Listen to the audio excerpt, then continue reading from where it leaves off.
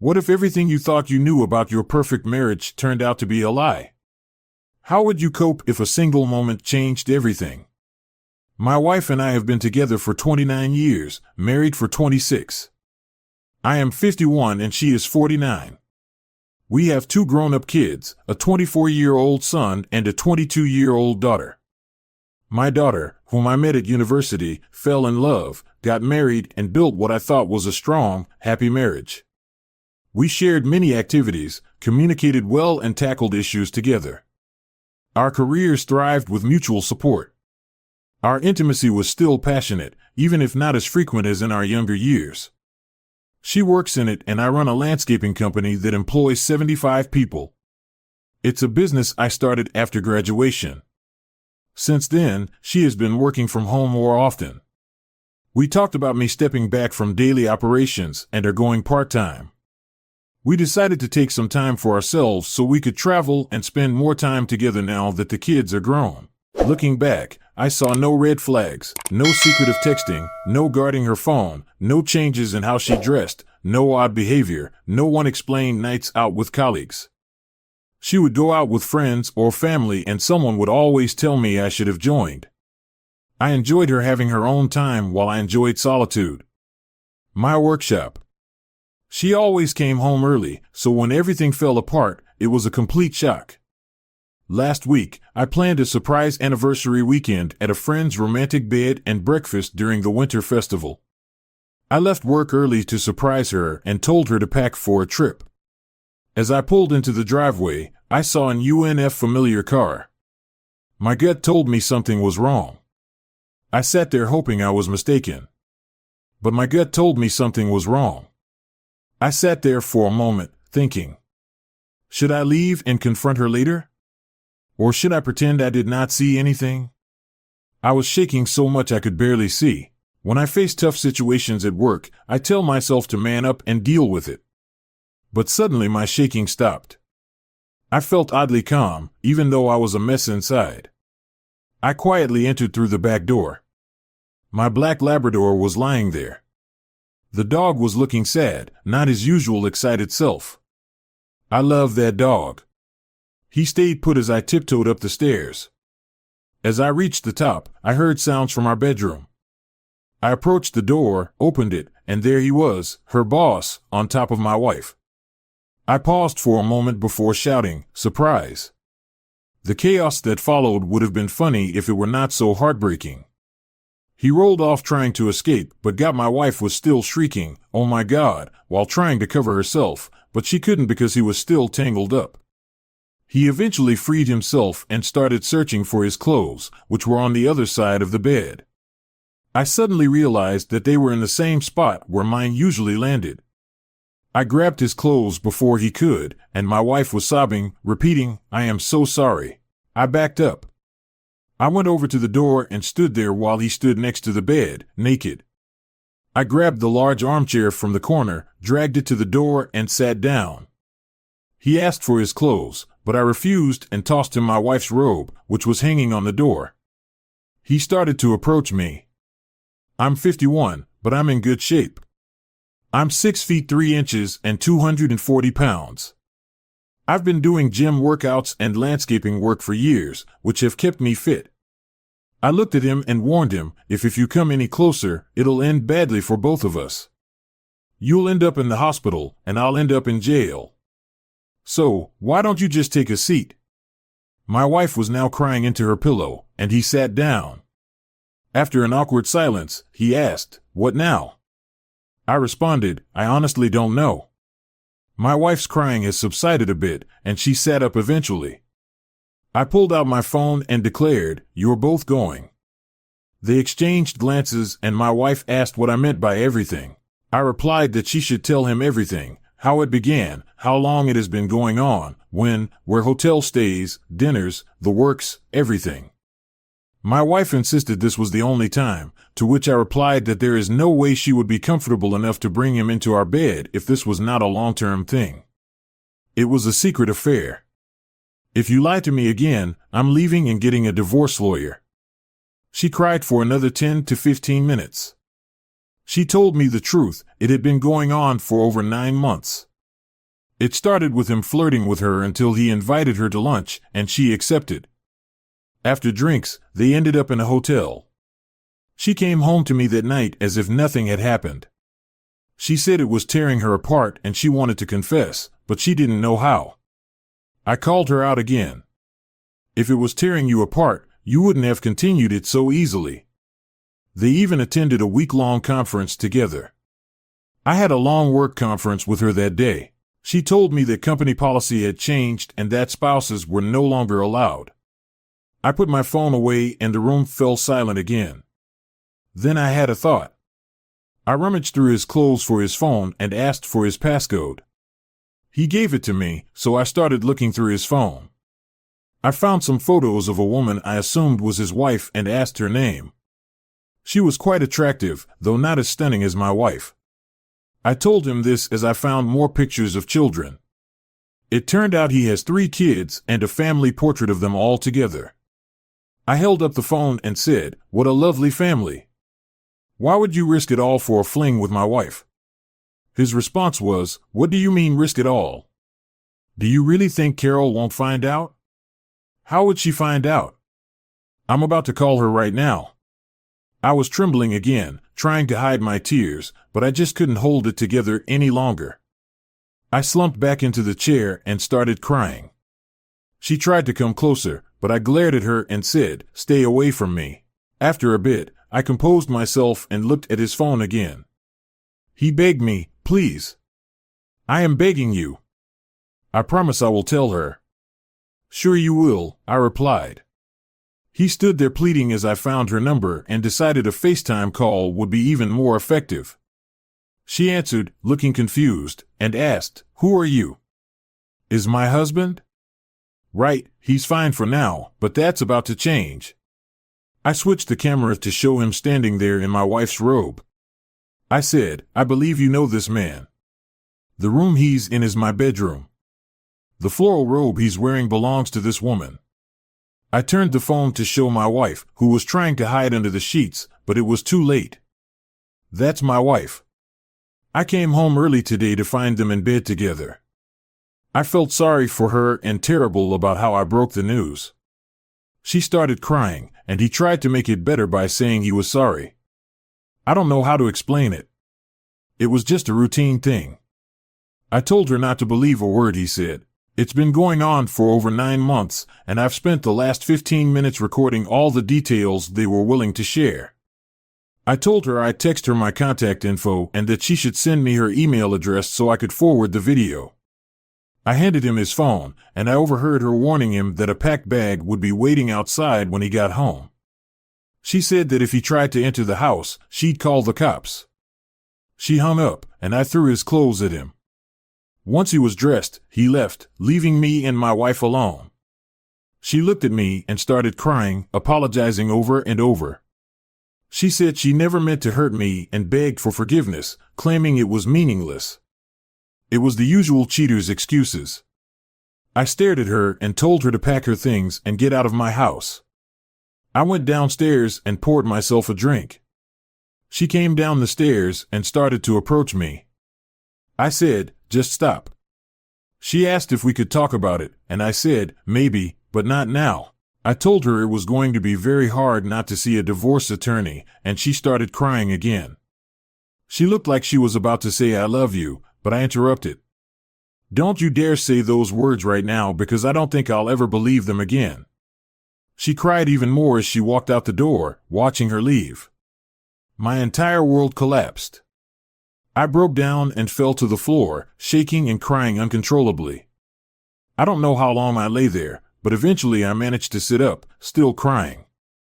I called my best friend. I tried to speak, but the tears wouldn't stop. I couldn't get the words out. He asked what was wrong, but I couldn't answer. He asked if I was at home, and I managed to grunt a yes. He said he was on his way. Half an hour later, he was in my living room.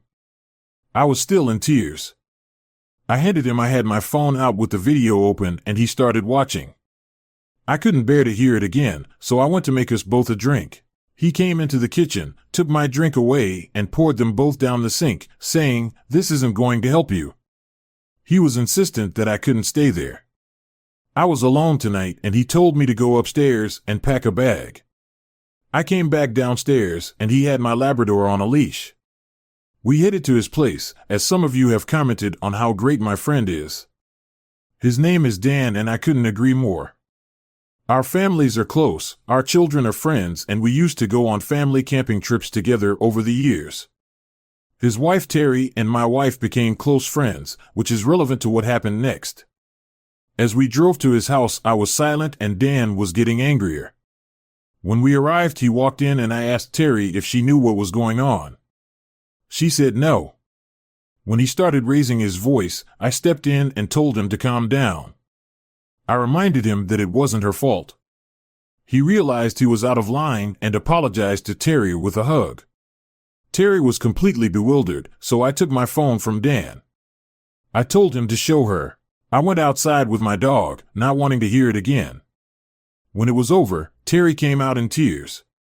She gave me a long, comforting hug and took my hand, and we went back inside. The three of us spent the next hour or so talking and crying. My phone kept buzzing, but I ignored the calls and deleted the text without reading them. Then my son called. He was curious about what was going on because his mom was at his place with his wife, saying I kicked her out. I asked him, "Did she tell you why?" He said no. I told him to give her the phone so she could explain. He asked why, and I said I'd send him the video. She didn't, so he hung up about 10 minutes later. My son called back, sobbing and only able to say WTF repeatedly. I went from being upset to comforting him, telling him it would be okay and that none of this was his fault. He calmed down and asked if I was all right, to which I replied tearfully, "Of course not." I told him his mom was going to stay the night and ended the call. My phone rang again. It was my daughter. I'd forgotten. I asked her to look after the dog while we were away. She was wondering where Cooper, my Labrador, was. I told her plans had changed and we weren't going, but she could still stay at the house. Neither of us would be home tonight. She asked, "What do you mean neither?" I told her I was at Dan and Terry's and her mom was at her brother's. She wanted to know what was going on, but I said I couldn't talk right now. "I'll come by the house tomorrow and we can talk then." She kept pushing, but I kept refusing. Eventually she gave up and ended the call. I knew what her next call would be, so I texted my son to give him a heads up. Then I called my wife to ask if I was ready to tell our daughter, but if I had to do it, she just cried. I hung up after half an hour. There was a knock at the door. Dan let my daughter in, seeing me in tears. She rushed to me, and we both broke down in a tight embrace. She didn't know why we were so emotional, but we managed to regain some composure. I called my wife again, telling her our daughter was with me once again. I asked if she was ready to break the news. I was torn between sharing the news or putting her on speaker. My daughter chimed in, asking her mom to clarify what she needed to reveal. All she heard was more crying, so I decided to end the call without revealing anything. I then told her I found out today that your mother has been having an affair for the past 9 months. Just when I thought my pain couldn't get worse, the look of hurt on the poor girl's face was a picture. She was shaking too much to even cry. I was on the floor, a sobbing wreck, unable to move. I felt like I had let her down when she needed me most. I couldn't even muster the strength to move. Terry rushed over to comfort her, promising her that things would eventually be okay. Dan was also shedding tears, as I mentioned. Our families are close. She finally released a heartfelt. I was racked with guilt. I finally gathered myself and went to embrace them both. We eventually found our way to the couch, lost for words. I asked my daughter if she was going to be okay. She looked at me and said, "Dad, don't worry about me." "Are you going to be okay?" I managed to croak out, "I'll cope." She asked if she could take Cooper with her to the house and if her fiancé Tim could come stay there. I agreed. I was relieved she wouldn't be alone after she left. Terry was furious, saying I can't believe she did this, and called my wife every name under the sun. She calmed down and grabbed her phone, saying she was going to call her. She was looking at me, expecting me to object. I told her to go ahead, but I put it on speaker so she could call and exchange small talk. Finally, she told her that Mike, that's me, had called Dan in tears after she left the house. Now I was staying there. Terry knows everything. My wife starts crying again as Terry loses her temper. She asks what I was thinking, how I could do this, and why I didn't come talk. I just don't understand why you didn't talk to Mike before you did this. He's so understanding. Have you thought about how many people you've hurt? Our daughter just left here, and I can't even describe the look on her face when Mike told her that Dan and I will never see you the same way again. How could you be so selfish? She's still crying, and my wife is repeating how sorry she is. Terry just listens to her cry. After a moment, I asked Terry to hand me the phone. Ashley, there's no answer. I called her name. Ashley finally responds, yes, babe. I retort, you've lost the right to call me that. More sobbing from her end. I just want to know what you're truly sorry for. If I hadn't come home early, would you have realized the gravity of your actions? Or would you have continued sleeping with your boss after our trip? More crying. You're not really sorry for the people you've hurt, including your boss's family. You're just sorry you got caught. I try to sleep, but I can't. In the morning, I ask Dan to drive me home, give Terry a hug, and tell them both how much they mean to me. I tell Dan I plan to go to my cabin for some alone time. He agrees that it's a good idea. As we're driving, I notice a message from my wife's boss's wife. I get a lot of notifications on my phone. She thanks me for the information and gives me her email address. I forward her the video and say I'm happy to talk if she needs to. It might help us both. I pack up quietly, making sure not to disturb Darlene and Tim. As I'm loading up the truck, I grab a couple of my .2 rifles.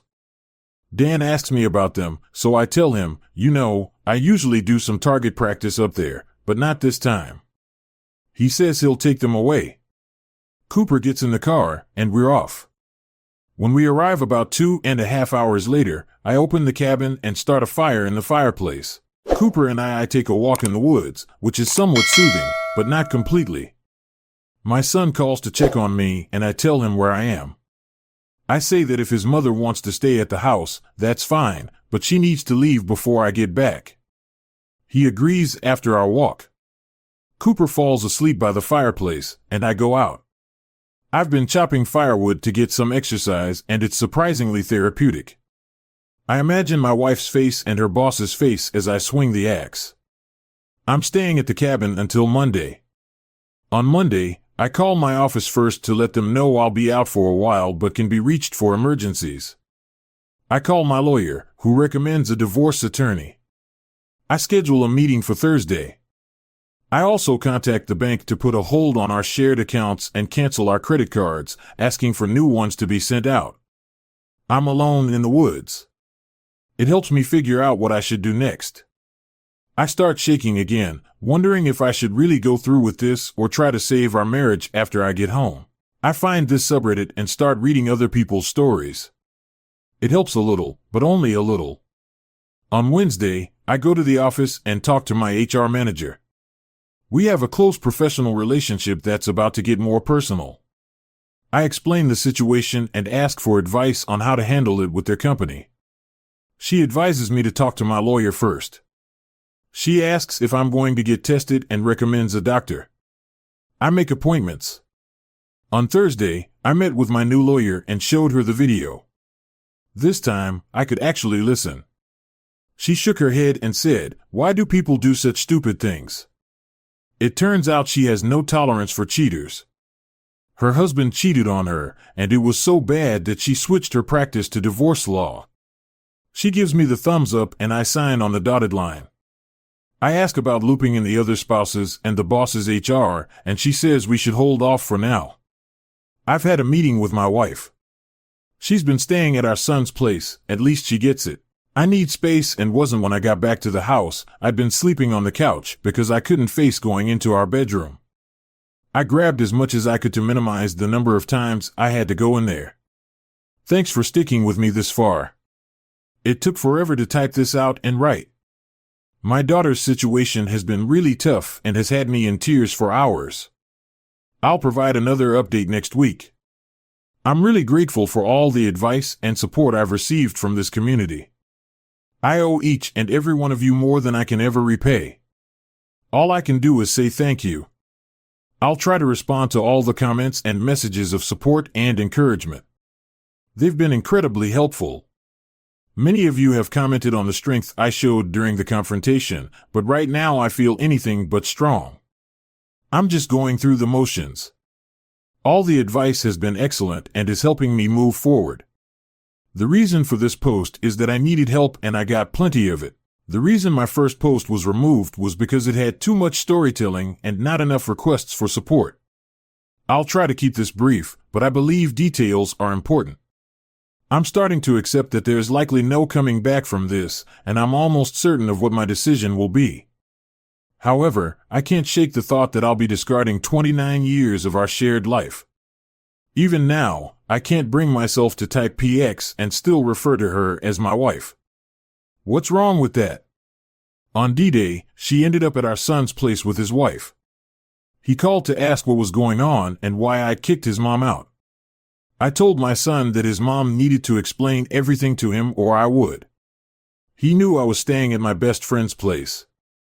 My daughter, who was supposed to be dog sitting, came home to find no dog. Eventually, she showed up at I went to my friend's house, desperate to know what was going on. I told her, and she looked even worse than when she caught my wife with her boss. She took the dog and went to her house with her fiancé on Saturday morning. I told my friend I needed to spend a few days at the cabin and asked if he could drop me off. He agreed it was a good idea, so I packed up and took the dog.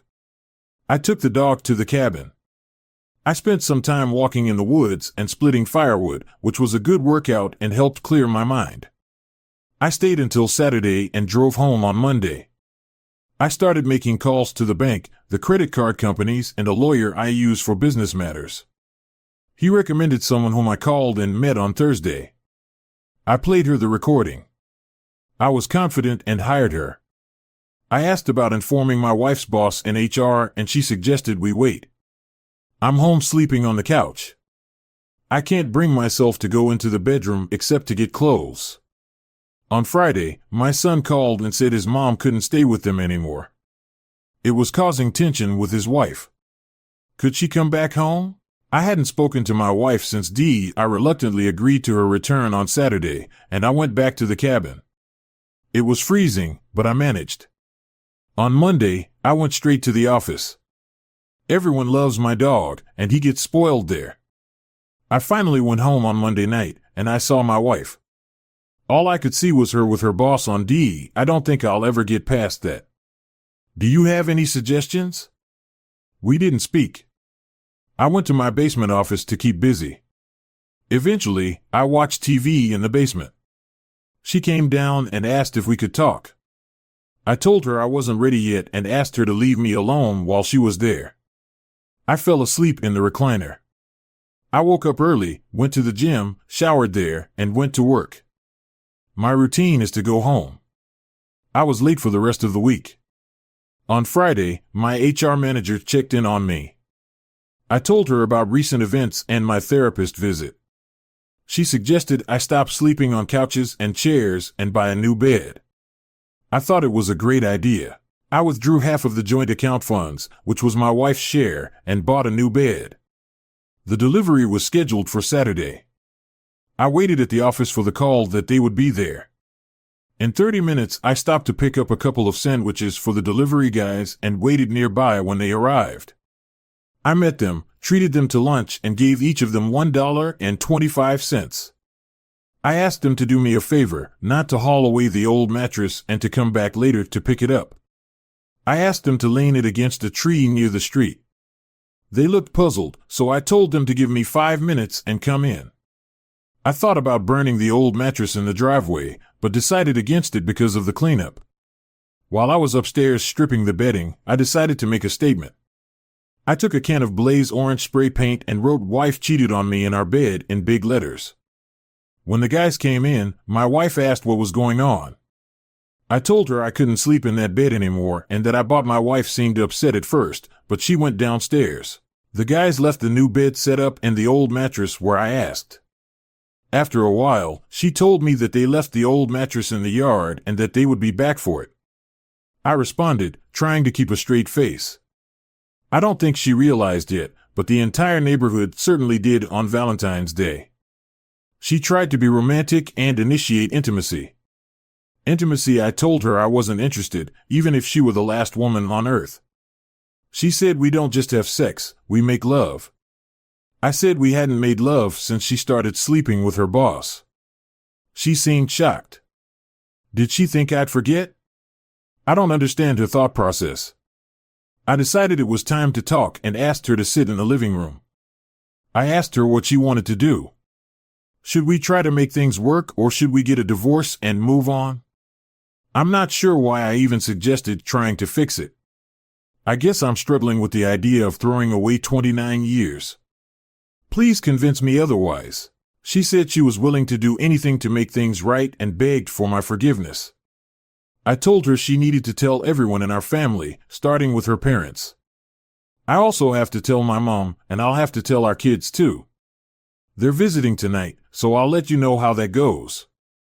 That's where I am now. I'm still in shock and I'm constantly fighting the urge to confront her boss. I need advice. When will things start to get better, or is this my new reality? Update: that evening, my dad, passed away 3 years ago. Her parents, her sister and brother and so, all of them came over. We all sat down in the living room, and I made sure to sit as far away from her as possible.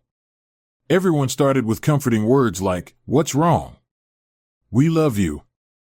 Everything will be okay." I could tell that someone was seriously ill, so I glanced at her and said, "This story isn't going to tell itself." Her dad looked at me, and I could tell he sensed something terrible was coming to her. At least she tearfully confessed everything, including how I walked in on her. After a long, uncomfortable silence, she pleaded, "Somebody say something." I responded, "What are they supposed to say? That you're a terrible person? That you've hurt me more than you can imagine? That you ripped my heart out? That you threw it away? 29 years and ruined our family? Not to mention the damage you've done to his family?" I just kept going, letting all the anger, hatred, and betrayal I'd been bottling up pour out. I could have been more measured, but her mom finally said that's enough. My wife agreed she deserved it all and ran upstairs crying. Her mom tried to follow, but her dad said no, leave her alone, she needs to suffer for a while before this can get any better. We chatted for a bit and they offered their support and told me if I needed anything, just ask. I told them I've been seeing a counselor and think I'll be okay, but appreciated their offer. I said that despite everything I still love her and she's going to need them more than I do. I went to bed and slept better than I had since D-Day. The next morning before I left, I went into the guest room and saw she hadn't slept and had been crying all night for the first time since D-Day. I think the gravity of what's happening finally hit her. She told her family and I lashed out at her like I did. It seemed to snap her out of the affair fog. She looked genuinely remorseful. I told her we needed to talk more. I said I was 99% leaning towards divorce, but I was still clinging to the 1% hope that there's a chance. She said she'd do anything just to please. I reminded her of a story I told her when my dad died when I was 17. My dad shared some wisdom with me. He said you'll face tough times in life, but how you handle them speaks volumes about your character. Never made crucial decisions when I was upset at the time, but I brushed it off with a casual, "Yeah, Dad, whatever." I started to tear up as I said, "I wish you were here so I could tell him that I was really listening." She got up and hugged me, but I didn't reciprocate. It felt comforting, which unnerved me. She sat back down, and I told her she needs to move out. I can't heal if I see her every day. We need to go no contact. She agreed and asked what else she could do. I told her I was too emotional to have been thinking things through, but I'll let her know on my way to work that I've called my lawyer and arranged to meet her. She's free that day, so we met for coffee. I filled her in on everything, including the 99% versus 1% dilemma. I asked her to prepare divorce papers in case I decide to proceed. She suggested that if I can afford it, I should find an apartment for my wife and pay the first month's rent. This would show good faith if things go to court. I agreed, and she said she'd have something for me to look over by Monday. I called a real estate broker we've worked with for years, explained the situation and what I needed, and he referred me to a rental agent. The agent found a suitable place, and I met with the property manager to pay for the rest of February and March in the deposit. When I got home, I told my wife about the apartment, what I'd paid for, and that she needed to meet the manager and sign the lease. It's a 6-month lease, which seemed like a good idea at the time. It was a 6-month lease, which seemed like a good deal. She was surprised by how quickly I'd acted. I told her that I needed her not to come home from our son's place while she was gone. I arranged for movers to come on Saturday when she got home. I told her about the movers and asked why she hadn't asked about finances. I informed her that I'd canceled the credit cards and withdrawn my half from our joint account, and I'd also canceled the debit card. She seemed angry, but she admitted she didn't blame me. It turned out she hadn't needed to spend anything because she'd been splitting her time between our son's place and home. She also revealed that she'd requested a leave of absence. She'd been off work due to personal issues, and they'd allowed her to take her paid vacation first on Friday. I told her she could take whatever she needed for the new place, just leave me some essentials and nothing from the basement or any family heirlooms and my new bed. I also told her I was open to marriage counseling, and she should be too. I found 3 different counselors and chose the one I thought was best. I left early on Saturday morning and returned to a half-empty house, including the TV, which was okay because I wanted a bigger one anyway. My friend still had my liquor, so I stopped by to pick up my favorite bourbon and enjoyed it while typing this. Sorry this was so long. Thanks for reading this far. Tomorrow, I'm hitting the gym, making my favorite chili, and buying a new TV. I'm sure I'll have more to post in the future. Thank you.